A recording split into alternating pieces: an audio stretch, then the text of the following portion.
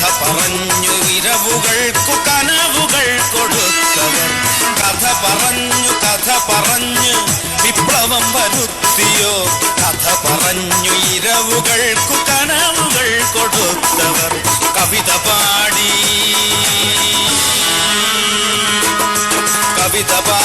പുലരികൾക്കു പൂക്കളെ കൊടുത്തവർ.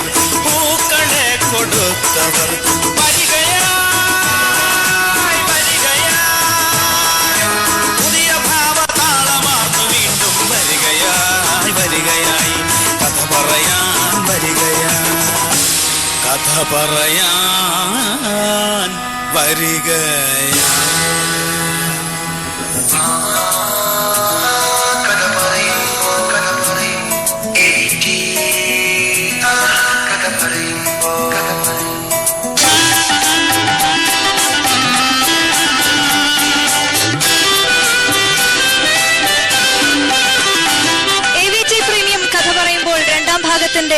മറ്റൊരു കൗതുകകരമായ എപ്പിസോഡ് ഇവിടെ ആരംഭിക്കുകയാണ്.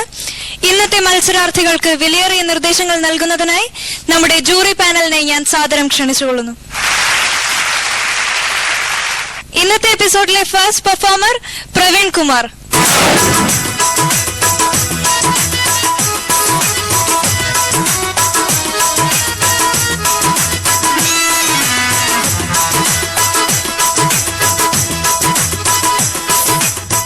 ഞാൻ KS പ്രവീൺ കുമാർ, മലപ്പുറം ജില്ലയിലെ നിലമ്പൂരിൽ നിന്ന് വരുന്നു. ഡിഗ്രി സ്റ്റുഡന്റ് ആണ്. നിലമ്പൂരിലെ ഷാജഹാൻ മാഷിന്റെ കീഴിൽ കഥാപ്രസംഗം അഭ്യസിക്കുന്നു.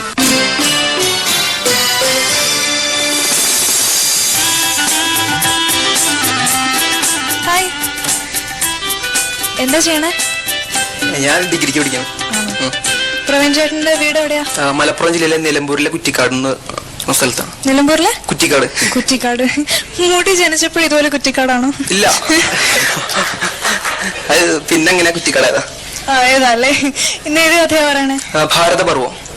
എന്താ കഥയുടെ ഒരു ചുരുക്കി പറയാമോ? അത് പാകിസ്ഥാനിലുള്ള ഒരു പെൺകുട്ടി നമ്മുടെ പാക് അധീന കാശ്മീരിൽ വന്നിട്ട് ആത്മഹത്യ ചെയ്യാൻ ശ്രമിക്കുകയാണ്. പിന്നെ നമ്മുടെ ഇന്ത്യയിലെ കുറച്ച് ആളുകൾ രക്ഷിച്ച് അതിർത്തി ലംഘിച്ചു എന്ന് പറഞ്ഞിട്ട് അറസ്റ്റ് ചെയ്ത് അവിടുന്ന് ബലാത്സംഗം ചെയ്ത ഒരു കുട്ടി ഉണ്ടായി. പിന്നെ നിയമപരമായിട്ട് പുറത്തേക്ക് പാകിസ്ഥാനിലേക്ക് വിടാൻ പറ്റാതെ കുടുങ്ങിപ്പോണ ഒരു കഥ മുഴുവൻ പറഞ്ഞല്ലോ. ഇല്ല, പെൺകുട്ടിയുടെ ഒരു കഥ. എന്തായാലും നന്നായിട്ട് കഥ അവതരിപ്പിക്കാം. ഓക്കെ, ആശംസകൾ.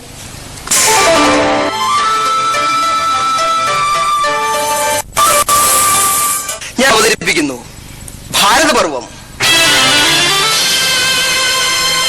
1996 ആഗസ്റ്റ് മാസത്തിലെ തണുപ്പുള്ള ഒരു പ്രഭാതം. തിഹാർ ജയിലിലെ തടവുകാരായ പുരുഷന്മാരെല്ലാം അവരവർക്ക് നിർദ്ദേശിച്ച ജോലിയിൽ ഏർപ്പെട്ടു കഴിഞ്ഞു. സ്ത്രീ തടവുകാർക്ക് അന്ന് ഉച്ചവരെ പണിയെടുക്കേണ്ട മുലയൂട്ടൽ വാരം. അതെ, അവനവന്റെ കുഞ്ഞുങ്ങൾക്ക് അമ്മിഞ്ഞപ്പാൽ നൽകേണ്ടതിന്റെ ആവശ്യകതയെപ്പറ്റി അവരെ ബോധവൽക്കരിക്കുന്നതിനുള്ള മീറ്റിംഗ് ആണ്. പുറത്തുനിന്ന് സാമൂഹ്യ പ്രവർത്തകരും പ്രശസ്തരുമൊക്കെയായ കുറെ മഹിളാമണികൾ വരുന്നുണ്ട്. സ്ത്രീ തടവുകാരെല്ലാം അവരുടെ വരവും കാത്തിരിക്കുകയാണ്. അതാ അവരെത്തിക്കഴിഞ്ഞു. പാലിന്റെ മാഹാത്മ്യമോതുന്ന മാസമാണത്രേ പഞ്ഞമാസം. മഹിളകളാണേഴു പേരുണ്ട സംഘത്തിൽ ഏറ്റവും മുതിർന്നവർ ലീഡറത്രേ. അവർ പറഞ്ഞു തുടങ്ങി. പ്രിയപ്പെട്ട സഹോദരികളെ, 7 മക്കൾക്ക് ജന്മം കൊടുത്ത ഒരു അമ്മയാണ് ഞാൻ. 7 ഞാൻ എന്റെ മുലയൂട്ടി വളർത്തി. ഈശ്വര കാരുണ്യത്താൽ എനിക്കോ കുഞ്ഞുങ്ങൾക്കോ യാതൊരു അസുഖവുമില്ല. ഞാൻ പറഞ്ഞു വന്നത്, നാം നൊന്ത് പ്രസവിക്കുന്ന കുട്ടികൾക്ക് നമുക്ക് നൽകാൻ കഴിയുന്ന ആദ്യത്തെ നന്മ ആവോളം മുലപ്പാൽ നൽകുക എന്നതാണ്. മുലപ്പാലിന് പകരമായി ലോകത്ത് മറ്റൊന്നും തന്നെ ഇല്ലെന്ന് ശാസ്ത്രലോകം തുറന്നു സമ്മതിക്കുന്നു. പാലൂട്ടലിനെ ആരെങ്കിലും എതിർക്കുന്നുവെങ്കിൽ അവർ ദ്രോഹികളാണ്. കേൾവിക്കാരായ സ്ത്രീകളുടെ ഇടയിൽ നിന്നും ഏതാണ്ട് 10-25 വയസ്സ് പ്രായം തോന്നിക്കുന്നുണ്ട്. മെലിഞ്ഞുണങ്ങിയ ശരീരം, കരഞ്ഞു കലങ്ങിയ കണ്ണുകൾ, വിഷാദം നിഴലിക്കുന്ന മുഖഭാവം. പാലൂട്ടി വളർത്തണം പോലും വളർത്താം, ഇടുക്കിയായി വളർത്താം. ഞാൻ കൊണ്ടുപോയിക്കോട്ടെ എന്റെ മോളെ. ആരൊക്കെയോ എതിരാണ്, ഏതൊക്കെയോ നിയമങ്ങൾ എനിക്കെതിരാണ്. അല്ലെങ്കിൽ ആർക്കും ഒരു ശല്യമാവാതെ ഞങ്ങൾ ഇവിടെ കഴിഞ്ഞോട്ടെ. പറയൂ, എന്തെങ്കിലും ഒന്ന് പറയൂ. കുട്ടി, നീ ആരാണ്? അല്ല, നീ എങ്ങനെ ഇവിടെ വന്നു? നിനക്ക് എന്താ പറ്റിയത്? എന്താണെങ്കിലും തുറന്നു പറയൂ. പാളികൾ പോലെയാ മുഖകമലത്തിൽ വിഷാദം പെയ്തൊഴിഞ്ഞമ്പരം ശോഭ തൂകും മട്ടിൽ കണ്ണീര് പൂർണ്ണമാ മാഞ്ഞുപോയോ. അവൾ തന്റെ കഥ പറഞ്ഞു തുടങ്ങി. മാഡം, ഞാൻ ഷഹനാസ്. പാക് അധീന കാശ്മീരിലെ ഭീന്ദർ ജില്ലയിലാണ് ഞാൻ ജനിച്ചു വളർന്നത്. ഷഹനാസിന്റെ ഓർമ്മകൾ വർഷങ്ങൾക്കുള്ളിലേക്ക് ഉളിയിട്ടു. കാശ്മീരിലെ അതിപ്രശസ്തമായ മിർപൂർ നദി. യുവമിഥുനങ്ങളും കാമുകന്മാരുമൊക്കെ അവരവരുടെ ചെറിയ ചെറിയ നൗകകളിൽ ആ നദിയുടെ കുഞ്ഞോളങ്ങളുടെ തെളിഞ്ഞു. പെട്ടെന്നതാ കുറച്ചകൾ രണ്ടു കൈകൾ മാത്രം ഒരു നദിയുടെ മുഖപ്പരപ്പിലേക്ക് ഉയരുകയും താഴുകയും ചെയ്തു. നദിയിൽ മത്സ്യബന്ധനത്തിൽ ഏർപ്പെട്ടിരുന്ന ഗ്രാമവാസികൾ ആ കാഴ്ചകൾ അവരാ മനുഷ്യരെ മരണത്തിൽ നിന്നും രക്ഷിച്ചു. പ്രഥമ ശുശ്രൂഷകൾ ചെയ്തു. അതിസുന്ദരിയായ യുവതി പതിയെ കണ്ണുകൾ തുറന്നു. എന്തിനാ നിങ്ങൾ രക്ഷിച്ച? വയ്യ, ഇനിയും സഹിക്കാൻ എനിക്ക് വയ്യ. നിങ്ങൾക്കറിയോ, ഏറെ സ്വപ്നങ്ങളെയാണ് ഞാൻ എന്റെ കുടുംബജീവിതം ആരംഭിച്ചത്. അധിക നാളായില്ല. അതിനു മുമ്പേ ഇടിയും തൊഴിയും വയറ് നിറയെ വല്ലതും കഴിച്ചിട്ട് നാളുകളായി. എല്ലാം സഹിച്ചു. ഒടുവിൽ ഭർത്താവ് തന്നെ മറ്റു പുരുഷന്മാർക്ക് എന്നെ വേണ്ട, എനിക്ക് ജീവിക്കണ്ട. ആ സ്ത്രീ ബോധരഹിതയായി. ഗ്രാമവാസികൾ ആ യുവതിയെ രക്ഷപ്പെടുത്തിയെങ്കിലും അതിർത്തി ലംഘിച്ചു എന്ന കുറ്റത്തിന് ഇന്ത്യൻ സൈന്യം അവളെ പിടികൂടി. 1 വർഷം തടവും 500 രൂപ പിഴയും വിധിച്ച് കോടതി അവളെ ജയിലിലടച്ചു. ജയിൽ ജീവിതം തുടങ്ങിയ നാൾ മുതൽ അവളുടെ ശരീരം ലക്ഷ്യം വെച്ചുകൊണ്ടുള്ള കഴുകൻ കണ്ണുകൾ അവൾ കാണാതിരുന്നില്ല.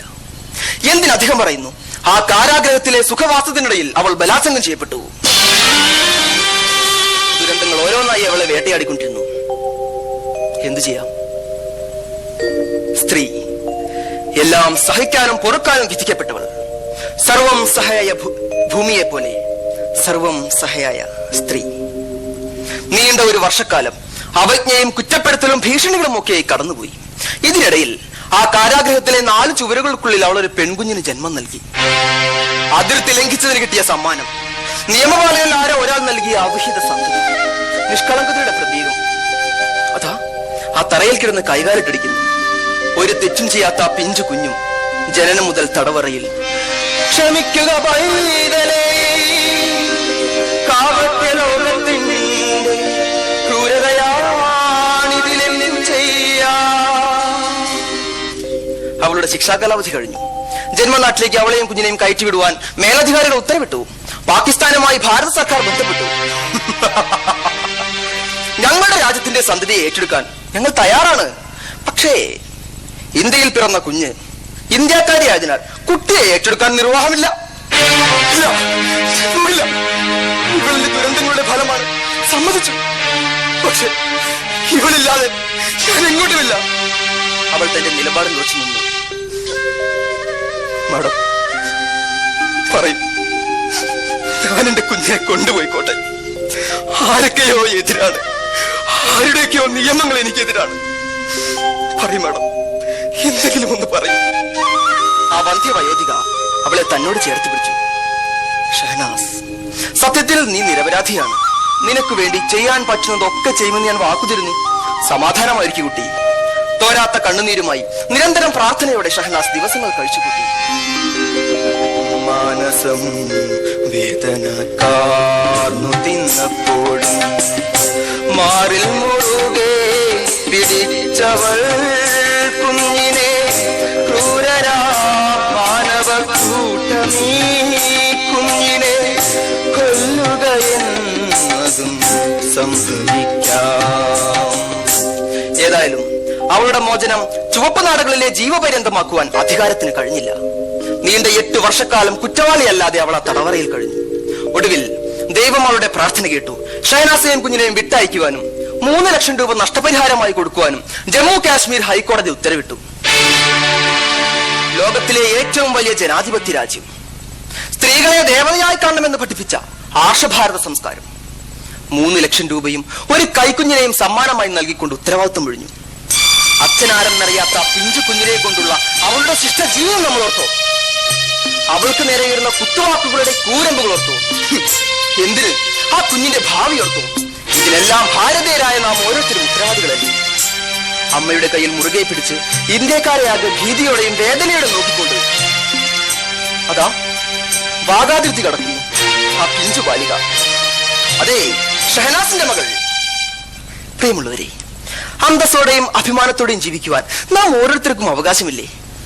ഇനിയും ഒരു ഷഹനാസ് അക്തറിനും ഇങ്ങനെ സംഭവിക്കാതിരിക്കാൻ അന്യ സ്ത്രീകളെ അമ്മയായും പെങ്ങളായും കാണുന്ന നമ്മുടെ സംസ്കാരം, അതെ ആർഷഭാരത സംസ്കാരം നമുക്ക് മുറുകെ പിടിക്കാം. സുന്ദരമാമൊരു ധരണി, സുരഭിലയാമൊരു ജനനി, ചരിതങ്ങളിലമൃതം നിറയിച്ചൊരു പുണ്യപുരാതന ഭാരതം, പുണ്യപുരാതന ഭാരതം. നന്ദി, നമസ്കാരം.